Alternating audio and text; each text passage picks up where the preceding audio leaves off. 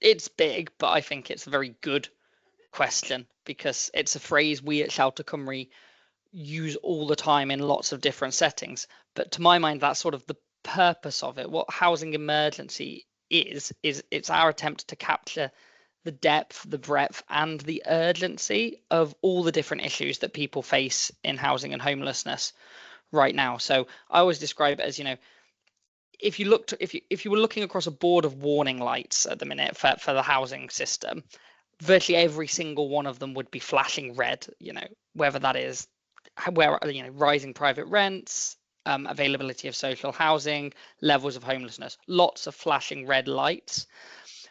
And we need to find words that capture that idea that we need to take action now in a whole range of different places. And we hope that housing emergency helps us do that. It helps us, just give everyone that sense of there are lots of problems.